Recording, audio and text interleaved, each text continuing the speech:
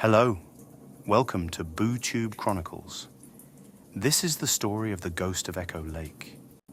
It was a chilly October night, and the campfire burned bright against the inky darkness of the forest.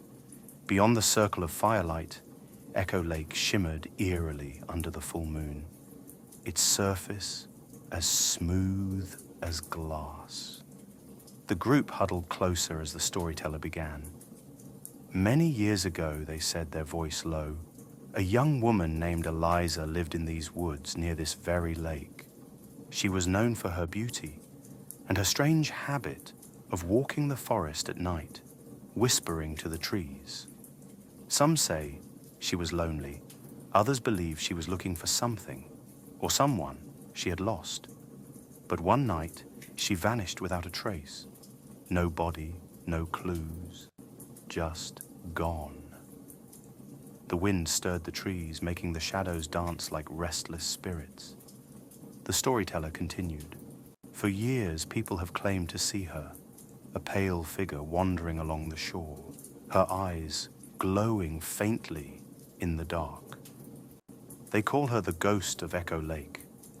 And if you hear her whisper your name, the storyteller paused for effect. She'll lead you to the lake, and you'll never return. One of the campers laughed nervously. Yeah, right. Shh. Another whispered. The group fell silent as the fire crackled. Somewhere in the woods, a twig snapped. The storyteller leaned in. But there's more. A few years back, a boy named Sam decided to test the legend. He came here alone at midnight and stood by the water, daring Eliza to appear. At first, nothing happened. Then he heard a soft voice behind him, whispering his name. Sam! The group gasped, eyes darting nervously toward the lake. Terrified, Sam spun around, but there was no one there. The whisper came again, closer this time. Sam! He ran, but as he reached the edge of the forest, he heard her one last time, right in his ear. The next morning, they found his footprints leading to the water's edge, and nothing else. The storyteller's voice dropped to a whisper.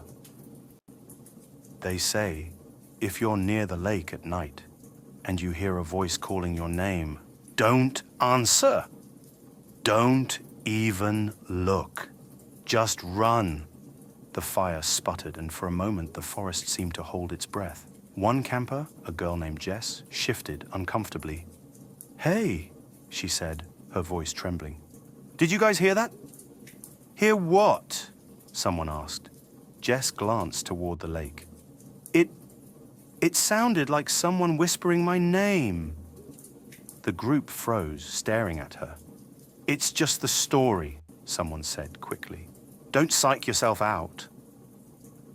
Jess nodded, but her eyes remained fixed on the dark water. As the group tried to laugh off the tension, the fire burned lower, casting long, flickering shadows. Then, the voice came. Jess! It was soft, barely more than a breath, but unmistakable. The group went silent, their eyes wide with fear. Stop messing around, one of them hissed. But Jess was already standing, her face pale. I didn't do that, she whispered. Jess. The voice came again, closer now, and this time, everyone heard it. Panic set in. The campers scrambled to their feet, grabbing flashlights, but the beam of light seemed to shrink in the oppressive darkness. Let's get out of here, someone shouted, and they bolted toward the forest. But Jess didn't move. Jess! A friend screamed, turning back. Jess was staring at the lake, her face blank, her lips moving as if in silent conversation. Don't!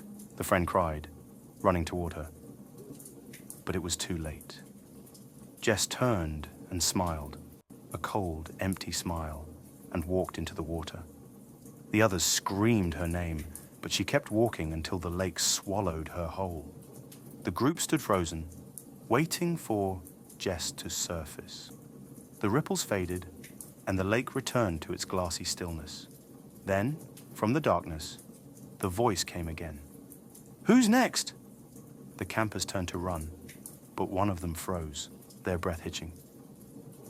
"Wait," the storyteller whispered, their face pale with realization. "What?" another camper stammered.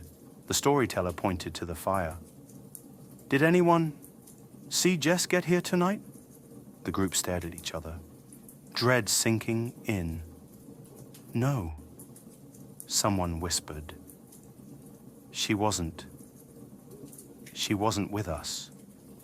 And then behind them, they heard her voice, soft and echoing.